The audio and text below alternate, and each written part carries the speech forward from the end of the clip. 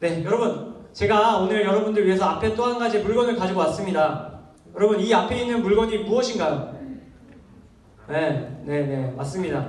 네, 영어로는 트램펄린이라고 하고, 우리에게 익숙한 우리말로는 뭐라고 부르는지 아세요?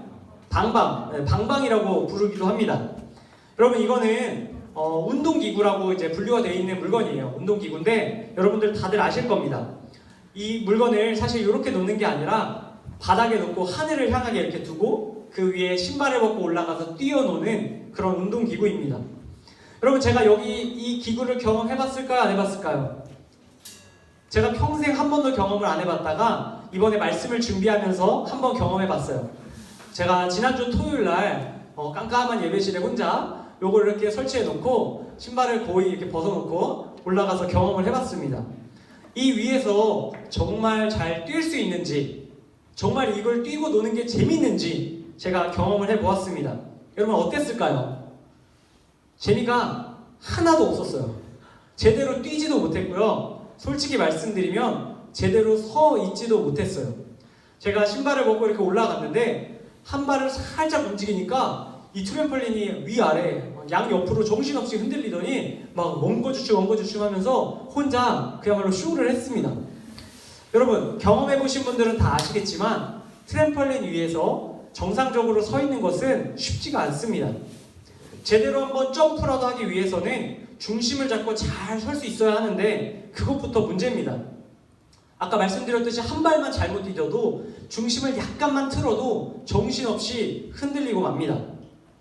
여러분, 평생 딱딱한 바닥만 딛고 살다가 흔들리는 바닥을 경험하니까 장난이 아니었어요. 아마 저처럼 이 위에 처음 올라가시는 분들도 저랑 비슷한 경험을 하실 거라고 생각합니다. 여러분, 그런데 제가 왜 이 말씀을 드리냐면요, 우리가 살고 있는 이 세상, 여러분들이 살고 있는 이 대한민국, 특별히 우리가 살고 있는 이 세상도 마치 트램펄린 위처럼 느껴질 때가 있기 때문입니다. 우리가 이 세상을 살아갈 때 우리도 수많은 흔들림의 상황들을 마주하게 된다는 뜻입니다. 여러분, 우리는 세상이란 트램펄린 위에 처음 올라선 사람들처럼 여러 가지 일들로 흔들립니다. 누군가는 자신의 내면의 문제, 자존감의 문제라든지 어떤 트라우마, 상처의 문제로 상황으로 흔들림을 겪게 됩니다. 또 우리 중에 누군가는 부모님과의 관계, 가정의 관계의 문제로 흔들림을 겪기도 합니다. 또 누군가는 친한 친구와의 관계로 혹은 사이가 좋지 않은 친구의 관계로 흔들림을 경험합니다.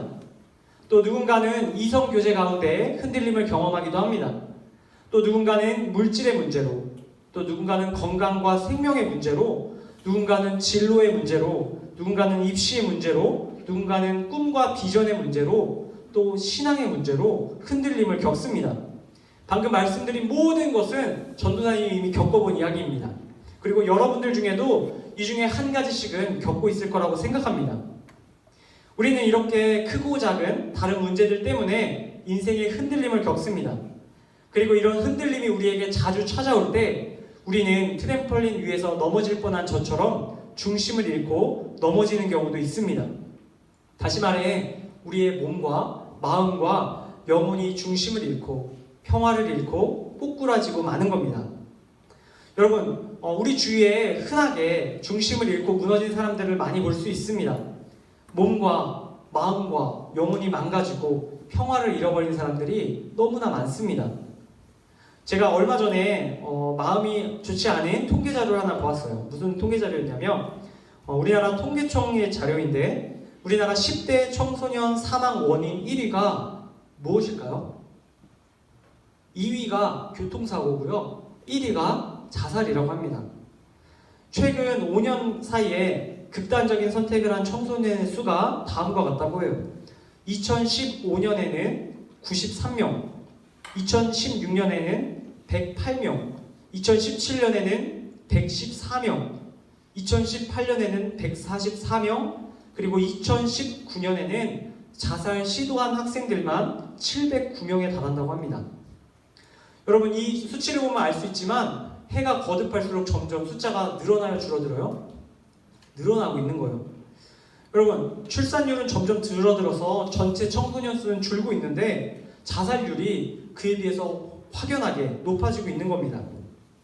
여러분, 왜 이렇게 많은 청소년들이, 여러분들의 주위에 있는 친구들이 이런 극단적인 선택을 하는 거라고 생각하나요? 뭐 여러 가지 이유가 있다고 합니다. 우울증, 학업 스트레스, 왕따, 가정폭력, 뭐 그 밖에 수많은 흔들림의 상황들을 겪을 때에, 그래서 버티다 중심을 잃게 될 때에, 몸과 마음과 영혼이 평화를 잃게 될 때에 학생들이 그러한 선택을 한다는 것입니다. 여러분, 제가 여기 있는 중등부 여러분들과 뭐 지난 몇 년간 또 같이 해온 친구들도 있는데, 제가 여러분들과 함께 시간을 보내다 보면 다양한 이야기들을 듣게 됩니다. 때로는 저에게 직접 찾아와서 내가 이러한 상황 때문에 흔들리고 있다고 이야기하는 친구들도 있습니다. 또 어떤 경우에는 담임 선생님께 말씀드려서 그것을 통해서 듣게 되는 경우도 있고요. 또 어떤 친구는 개인 SNS와 같은 공간을 통해서 자신이 얼마나 힘든지, 어떠한 상황에 처해 있는지 말하고 있는 친구들도 보았습니다. 자신이 겪는 흔들림의 상황과 평화가 사라진 상태에 대해서 울부짖는 것을 너무나도 많이 보았습니다. 이렇게 다양한 문제들로 힘들어하고 우리 신음하는 친구들을 보면 마음이 정말 너무나도 아픕니다. 어쩌면 지금 여기에 이건 내 이야기가 아니다라는 얼굴을 하고 앉아있는 친구들 중에서도 내 옆에 있는 친구들에게 말 못하는, 또 전도사님에게나 선생님들에게나 말 못하는, 심지어 부모님에게도 말하지 못하는 그러한 어려운 상황들로 지금도 흔들림을 겪고 있는 친구들이 분명히 있을 거라고 생각합니다. 여러분, 이러한 흔들림, 여러분들이 겪고 있을 흔들림은 단순히 여러분들만의 문제는 아닙니다. 여기 계신 선생님들이라고 흔들리는 일이 없을까요? 아니에요. 엄청 많이 흔들리시고 어려운 상황들이 참 많이 찾아오는 것을 전도사님이 개인적으로도 많이 듣게 됩니다. 전도사님이라고 멀쩡할까요? 이 단위에서 이런 얘기를 하는 저라고 멀쩡할까요? 아니에요. 전도사님도 어제 밤까지만 해도 막 숨이 막히고 가슴이 아프고 막 힘든 일들이 너무 많았어요. 여러분들 뿐만 아니라 밖에 극단적인 선택을 하는 친구들 뿐만 아니라 바로 옆에 있는 여러분들 친구들이, 또 선생님들이, 그리고 앞에 있는 제가 모두 트램펄린 위에 있는 사람처럼 흔들릴 때가 있다는 것입니다. 여러분, 남녀노소, 교회를 다니는 사람이든 그렇지 않은 사람이든 모두에게 흔들림의 상황들은 찾아옵니다. 이렇게 흔들리는 상황들을 피할 수 있는 사람은 이 세상에 아무도 없습니다. 때로 누군가는 나는 이러한 흔들림의 상황을 이겨낼 거야 이렇게 생각하고 그것을 이겨내기 위해서 여러 가지 노력을 쓰는 것을 봅니다. 내 안에 있는 평화를 지키기 위해서, 중심을 지키고 살아가기 위해서 여러 가지 노력을 합니다. 내가 할 수 있는 모든 힘을 다해서, 돈을 다해서, 시간을 다해서 주어진 상황과 환경을 흔들리지 않는 것으로 만들려고 노력합니다. 내 안의 평화를 지키려고 노력합니다. 그러나 인간의 노력으로는 모든 상황을 자신의 뜻대로 할 수 없습니다. 평화를 지킬 수가 없습니다. 여러분, 제가 평화를 잃었던 이야기를 하나 들려드릴게요. 먼 이야기가 아니고 지난주에 있었던 이야기입니다. 제가 밤에 잠을 잘 때, 특별히 토요일 밤이 전도사님에게 굉장히 중요한 밤이에요. 왜냐면 다음날 어디로 와야 돼요? 교회 와야 돼요. 주일날 일어나려면 5시에 일어나야 된단 말이에요. 그러면 전도사님이 이제 말씀 준비를 하고 이제 밤에 잠을 자면 한 12시 뭐 전후로 자는데, 여러분 딱 누워서 자려고 하는데 곤란한 경우가 생겨요. 딱 모든 걸 씻고 깨끗하게 하고 막 양말 잠 잘 온다 그래서 저 양말도 신고 자거든요. 양말 신고 완벽하게 갖춰놓고 딱 이제 이불에 딱 누워서 주님 감사합니다 자겠습니다 딱 하면 어떤 일이 일어나냐면 창밖에서 불량 청소년들이 소리를 지르는 거예요. 저희 집 밖에 공원이 있는데 이제 그 공원에 불량 청소년, 뭐 소위 말해서 일진 친구들이 떼거리로 모여 있습니다. 그 친구들은 토요일 밤마다 거기서 집회가 열려요. 막 노래하고 막 소리치고 술래잡기 하고 막 즐겁게 놉니다. 여러분, 뭐 노는 걸 뭐라고 하는 건 아닌데, 여러분 12시에 그렇게 소리를 지르면 안 되잖아요. 자야 되는데. 여러분 밤새 친구들이 한 2시, 3시까지 막 노래 부르고 막 춤추고 난리가 납니다. 도저히 잠이 들 수가 없습니다. 귀를 틀어 막아도 잠이 오지가 않고요. 제 안에 있는 평화가 사라집니다. 그래서 제가 너무 화가 나서 어느 날은 새벽 1시쯤 됐을 때 딱 밖에 나가가지고 그 친구들 한 10명 있는데 딱 그 친구한테 가가지고 내가 야 지금 몇 시니? 가서 잠 좀 자 라고 딱 말할 용기는 들지가 않아가지고 자 상상만 하다가 버티다 정말 못 견딜 때는 제가 어떻게 하냐면 방법이 하나 있어요. 전화를 합니다. 어디 전화기요? 그렇습니다. 112에다 전화를 합니다. 112 전화해서 저기 늦은 시간 죄송합니다. 혹시 저기 제가 잠을 자야 되는데 시끄럽습니다. 이렇게 얘기를 하면 경찰분들이 한 30분 정도 있다 오셔요. 그럼 한 2시쯤 되면 이제 그분들이 다 이제 정리를 하시면 학생들이 다 사라져요. 저는 2시에요. 5시에 일어나야 돼요. 몇 시간 남았어요? 3시간 남았어요? 자, 3시간이라도 자자. 누워요. 평화가 온 것 같습니다. 평화가 왔는데 정말 오래 가지 않아요. 30분 정도 지나면 밖에서 누가 신고했어? 청소년 애들이 막 소리 지르면서 짱나네? 뭐 이러고 더 심한 말을 하겠죠. 2시 반부터 시달립니다. 한 2시간 자고 나오는 거예요. 여러분, 제 뜻대로 제 상황을 컨트롤할 수 있을 것 같지만 그게 그렇게 쉽지가 않습니다. 이건 하나의 예지만 여러분들도 이미 이런 경험들이 많이 있을 겁니다. 내 뜻대로 주어진 상황을 다스려서 내가 원하는 평화를 얻는 것이 쉽지가 않습니다. 아니, 불가능합니다. 사람들은 저마다 자기의 노력으로, 방식으로 흔들림을 멈추려고 노력합니다. 그러나 그것에는 분명한 한계가 있습니다. 그래서 때로는 이런 사람들도 있어요. 여러분 혹시 얼마 전에 아니고 좀 예전에 개봉한 영화 중에 쿵푸 팬더 2 혹시 보셨어요? 쿵푸 팬더 2에 이런 이야기가 나옵니다. 한 사부라는 캐릭터가 이제 그 쿵푸 팬더 주인공에게 한 가지 비법을 알려주는데 그 비법의 이름이 이너피스예요. 이너피스. 이너피스가 뭐냐? 내면의 평화예요. 뭐 그 영화에서는 막 이렇게 막 다스려가지고 하는 걸로 나오는데 여러분 이 이너피스라는 개념을 현대 사회에 있는 사람들도 많이 사용합니다. 이너피스가 어떤 것을 말하는 걸까요? 이너피스라는 거는 다양한 행위들을 통해서 내 안에 평화를 만들어내는 것을 말합니다. 예를 들어 볼게요. 내 주위에, 다시 말해 내 방이나 내가 가는 공간에다가 평화를 떠올릴 수 있는 단어들을 붙여놓는 거예요. 그래서 그거를 볼 때마다 내 주위의 흔들림을 잊어버리고 그것만 집중하는 겁니다. 그래서 평화롭다 막 밖에서 애들이 막 떠들고 막 소리 지르고 막 앉았는데 평화롭다 이렇게 하는 거예요. 또는 이런 경우들도 있다 그럽니다. 미래에 대한 생각을 다 접어두는 활동들을 하는 거예요. 예를 들어서 영화를 본다든지 음악을 듣는다든지 드라마를 본다든지 여러 가지 다른 행동을 통해서 미래에 대한 걱정, 불안을 강제로 잊어버리는 거예요. 그리고 지금 하는 일에만 집중하는 겁니다.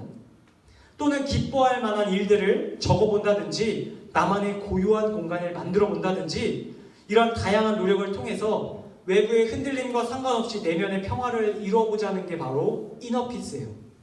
요즘 사람들이 그것을 많이 하려고 노력을 합니다. 그러나 여러분, 이러한 이너피스가 우리에게 진정한 평화를 가져다 줄 수 있을까요? 그렇지 않습니다. 이러한 것들로도 우리는 제대로 된 평화를 누릴 수 없습니다. 조금만 상황이 달라지고 환경이 달라지면 이러한 이너피스는 이내 무용지물이 되고 마는 것입니다. 여러분, 그렇다면 이처럼 흔들리는 상황 속에서 트램펄린 위에서 중심을 잡지 못하는 우리의 인생 가운데에서 우리는 끊임없이 휘청대며 살아야만 하는 걸까요? 이런 문제 앞에서 고민하고 있는 우리들에게 하나님께서는 오늘 사도 바울의 편지, 이 갈라디아서 말씀을 통해서 그 답을 들려주고 계십니다. 오늘 본문 말씀인 22절, 23절 말씀을 우리 한 번 더 읽어보길 원합니다. 우리 함께 한 목소리로 읽어보도록 하겠습니다. 함께 읽습니다. 시작! 오직 성령의 열매는 사랑과 희락과 화평과 오랜 참음과 자비와 양성과 충성과 온유와 절제니 이 같은 것을 금지할 법이 없느니라. 아멘. 여러분, 하나님께서는 이 세상을 살아가며 수많은 흔들림의 상황을 겪는 우리들에게 너희가 진정한 평화를 누릴 수 있는 방법이 있다고 말씀하여 주십니다. 그것은 바로 오늘 말씀에 나오는 노란색 무엇? 성령의 열매. 성령의 열매가 바로 그것입니다. 여러분, 성령의 열매를 우리 안에 갖게 될 때에 우리가 진정한 평화를 누릴 수 있다고 약속하고 계신 겁니다. 여러분, 성령의 열매가 무엇일까요? 우리 지난 시간 우리 3주에 걸쳐서 말씀을 들었죠. 우리 영상을 통해서 말씀 잘 들은 친구들은 말로 표현을 못해도 머리로는 알고 있을 거예요. 제가 말씀드릴게요. 하나님께서 성령을 따라 행하는 우리에게 갖게 하시는 아름다운 9가지 성품과 인격입니다. 하나님께서 우리 안에 갖게 하시는 아름다운 성품과 인격이에요. 우리의 힘으로 가질 수 없는 아름다운 성품과 인격을 하나님의 영인 성령을 따라 행할 때, 성령께서 기뻐하시는 대로 살아갈 때 우리에게 주신다고 말씀하여 주셨습니다. 그리고 그 중에 오늘 4번째 것이 바로 빨간색으로 칠해져 있는 무엇? 화평. 화평이라는 개념입니다. 하나님께서 우리에게 화평, 앞뒤를 바꿔 말하면 뭐죠? 평화, 화평, 평화 같은 개념입니다. 우리에게 평화의 성품과 인격을 주신다고 말씀하고 계십니다. 이 화평의 성품과 인격은 이너피스와는 다른 겁니다. 이너피스는 우리의 힘으로 만들어내는 노력이라면 이 화평의 열매는 하나님이 주시는 성품과 인격입니다. 상황과 환경에 따라 변하지 않는 우리가 항상 가지고 있는 성품과 인격인 것입니다. 사랑하는 중등부 여러분, 하나님께서 오늘 이 갈라디아서 바울의 말씀을 통해서 흔들림 속에서, 특별히 어려운 상황 속에서 힘들어하고 있는 저와 여러분들에게 너희에게 평화를 주시겠다, 너희 안에 성품과 인격으로 그 화평을 주시겠다 약속하고 계심을 기억할 수 있기를 바랍니다. 우리 안에 이런 화평을 얻기 위해서는 우리 안에 거하시는 성령님을 기억하며 살면 됩니다. 우리 안에 거하시는 성령님, 언제 어디서나 나와 함께 하시는 성령님의 기뻐하시는 바로 행하며 살아갈 때에 하나님께서 이러한 성품과 인격을 우리 모두에게 주실 것입니다. 우리 몸과 마음과 영혼을 모든 흔들림으로부터 평화롭게 하는 하나님의 평화와 성품의 인격이 저와 여러분들 가운데 맺혀지기를 소망합니다. 여러분, 끝으로 한 가지 이야기 드리고 오늘 말씀을 맺으려고 합니다. 우리 이웃 나라인 일본, 이 일본에 참 많이 일어나는 게 있는데 뭐가 잘 일어나는지 아시나요? 지진. 네, 지진이 참 많이 일어나는 걸로 유명하죠. 여러분, 지진이 많이 일어나는 일본에는 한 가지 특별한 건축의 특징이 있습니다. 그 특징이 무엇이냐면 바로 내진 설계입니다. 요즘은 전 세계에서 내진 설계가 잘 되어 있지만 특별히 일본의 내진 설계가 유명하다고 합니다. 여러분, 내진 설계가 무엇일까요? 제가 그림 보여드릴게요. 내진 설계, 이거는 약식으로 이제 만든 원리인데, 내진 설계는 땅이 흔들리는 지진이 일어났을 때 그 지진으로 하여금 그 땅에 세워져 있는 건물이 흔들려 무너지지 않을 수 있도록 그 지진에 유연하게 대처할 수 있도록 설계를 하는 것을 말합니다. 제가 찾아보니까 건축물 내부에 니은자형이나 영어 T자형으로 그 안에 지지대를 건축을 설계하면 건물이 흔들리는 힘을 잘 분산시켜서 이 건물이 지진에도 견딜 수 있게 된다고 합니다. 여러분, 이런 과정을 거쳐서 설계된 건축물은 웬만한 지진이 와도 그 지진에 무너지지 않고 견뎌낼 수 있다는 것입니다. 하나님께서 우리에게 성령의 열매로 오늘 말씀에 나오는 화평의 열매, 화평의 성품과 인격을 주시는 것은 하나님께서 저와 여러분의 마음 가운데에 영혼을 위해서 영혼의 내진 설계를 해주시는 것과 같은 일입니다. 세상에 그 어떤 흔들림과 지진이 찾아와도 우리가 끝까지 견딜 수 있도록, 그 흔들림에도 버틸 수 있도록 하나님께서 우리에게 화평의 성품과 인격을 주기를 원하신다는 것입니다. 여러분, 앞으로 남은 여러분들의 삶에, 그리고 저의 삶에 반드시 지진이 있을 겁니다. 큰 지진도 있고 작은 지진도 있을 겁니다. 그러나 화평의 열매가 우리 안에 맺혀나게 될 때에 우리는 상황과 환경에 변함없이 그 지진을 견딜 수 있습니다. 흔들림이 다시 없는 하나님의 나라에 들어가기 전까지 끊임없이 흔들리는 이 세상 속에서 하나님께서 우리를 버티게 하실 겁니다. 우리 내면의 문제로, 가정의 문제로, 친구의 문제로, 이성의 문제로, 건강의 문제로, 진로의 문제로 수많은 문제들로 흔들릴 때마다 성령님께서 여러분들에게 화평의 열매를 맺어주셨음을 기억할 수 있기를 바랍니다. 늘 하나님을 바라보고 화평의 성품과 인격으로 견뎌낼 수 있기를 축복합니다. 그래서 여러분들이 이제 세상에 나아가서 다른 친구들에게 야, 준영이는 달라, 야, 성찬이는 달라, 예완이는 달라 라는 소리를 들으며 저 친구들의 화평이, 저 친구들의 평화가 어디서 오는 건가 궁금해하게 만들 수 있기를 바랍니다. 그래서 여러분들을 통해서 이 땅에 하나님의 화평이 더 널리 전하여지고 그로 말미암아 하나님께 영광 돌릴 수 있는 성령의 열매 가진 자들 되는 저와 여러분들 다 될 수 있기를 주님의 이름으로 간절히 축복합니다. 시간 함께 기도하도록 하겠습니다. 우리 함께 기도하겠습니다. 하나님 아버지, 오늘 저희에게 성령의 열매 그 네 번째로 화평의 열매에 대해 알게 하심에 감사드립니다. 이 세상을 살아가며 수많은 흔들림으로 인해 날마다 어려움을 겪으며 살아갑니다. 그러나 주님, 그런 저희를 불쌍히 여겨주시고 우리 안에 거하시는 성령님이 기뻐하시는 대로 행함으로 우리 안에 화평의 열매를 많이 맺는 저희 다 되게 하여 주시옵소서. 특별히 우리가 속한 가정, 학교, 교회, 그 외에 많은 공동체 가운데에 우리가 평화를 만드는 사람이 되게 하시고 우리를 통해 하나님의 평화가 사람들에게도 전해지게 하여 주시옵소서. 오늘 주신 말씀에 다시 한번 감사드리오며 존귀하신 우리 주님 예수님의 이름으로 기도드립니다. 아멘.